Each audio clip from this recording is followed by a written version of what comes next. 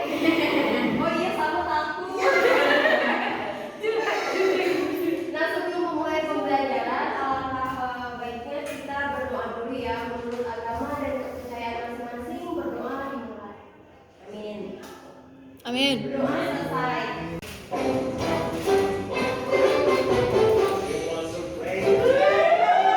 Ibu mau ikutan.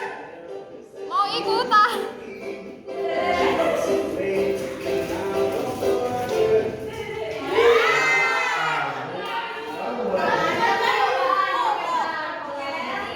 Mau ikutan. 1, 2, 3.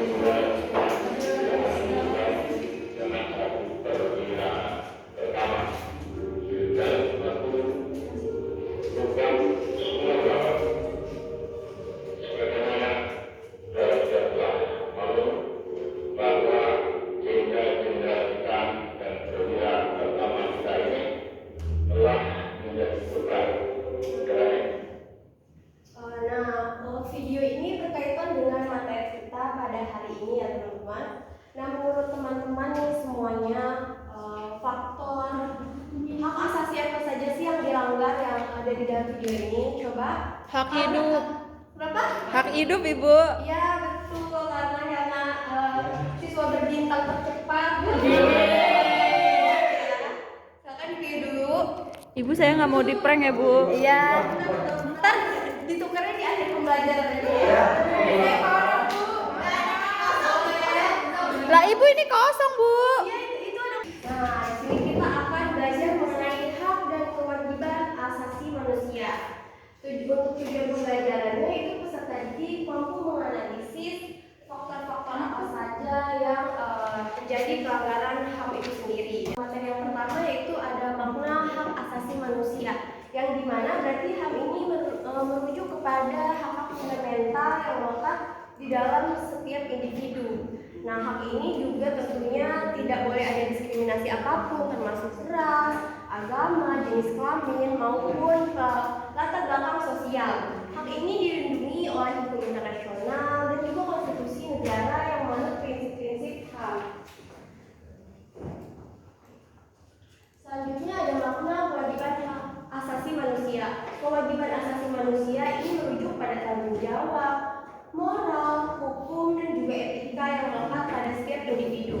Nah, kewajiban ini juga mengharuskan untuk individu dan pemerintah saling menghormati, melindungi, dan juga memenuhi hak-hak yang dimiliki oleh setiap warga negara. Selanjutnya ada faktor pelanggaran HAM. Itu ada dua ya. Yang pertama faktor internal yang berasal dari dalam diri kita. Contohnya adanya sikap egois yang tinggi, rendahnya tingkat kesadaran akan HAM, kondisi psikologis, dan juga minimnya rasa empati. Dan yang kedua ada faktor eksternal yang berasal dari luar. Contohnya ada penyalahgunaan kekuasaan, kesenjangan sosial, dan juga penyalahgunaan psikologi. Selanjutnya di sini ada contoh kasus pelanggaran HAM di Indonesia ya.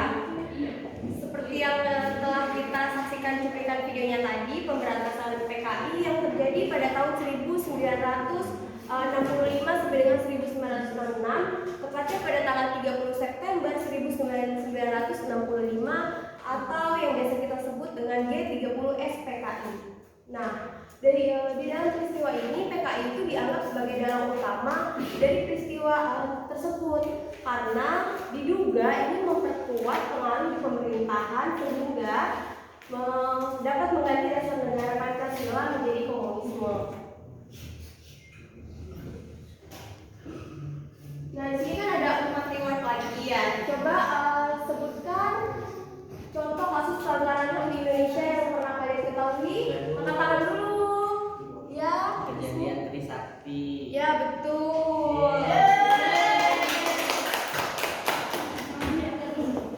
Iya, pilih satu.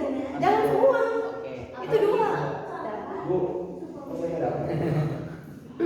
Nanti ya sabar ya. Ini ada 3 lagi. Saya tadi udah kali. Dia mau ya. Nah, untuk selanjutnya di sini ada upaya yang perlu diperhatikan dalam mengurangi kasus pelanggaran HAM. Yang pertama ada penguatan hukum. Tentunya hukum di negara itu sendiri harus diperkuat karena dengan adanya hukum yang kuat maka akan melindungi HAM dan tegaknya hukum juga dapat mewujudkan kesejahteraan bagi masyarakat. Dan yang kedua ada pendidikan dan kesadaran akan HAM. Nah, peningkatan pemahaman masyarakat akan HAM ini juga perlu ditingkatkan melalui pendidikan.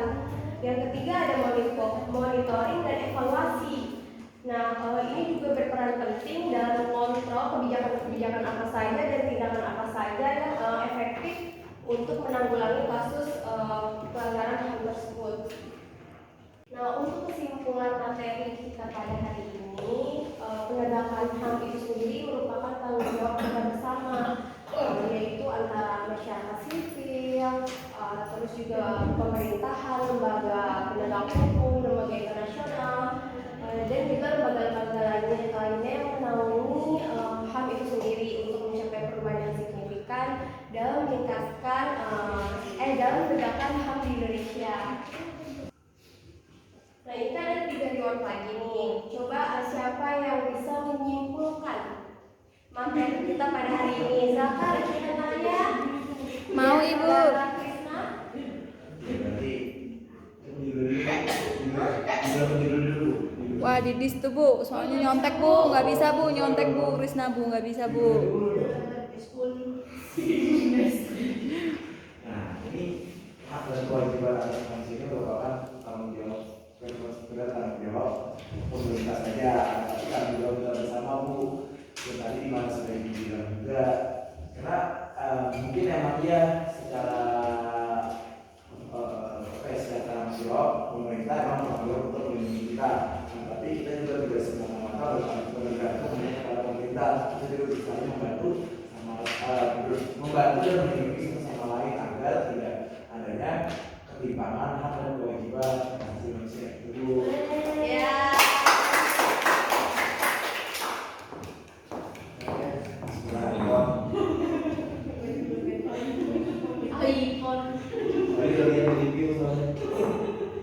Siapa lagi? Ada 2 lagi. Masih ada 2 lagi? Apa kuisnya Bu? Hah? Sama. Ayo. Enggak. Mau Ibu, mau. Siapa lagi? Saya Ibu. Masa double? Nggak apa-apa. Oh, namanya ya. Contoh kasus lagi deh, apalagi coba? Mau Bu. Mau.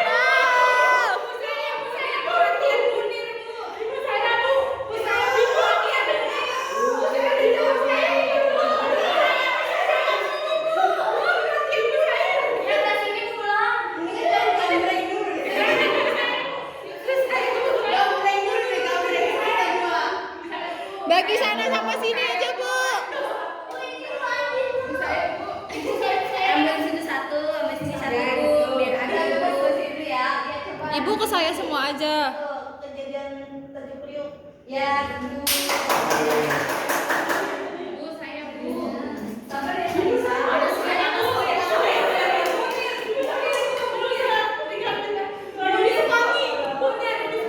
Beda pertanyaan.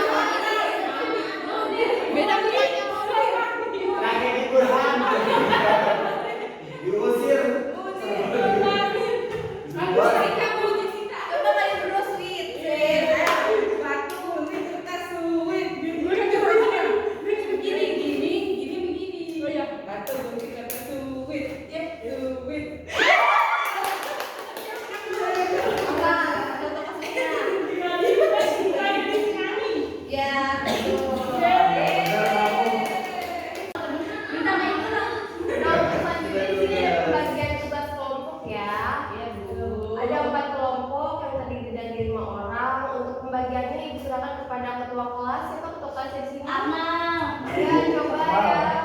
saya nggak mau.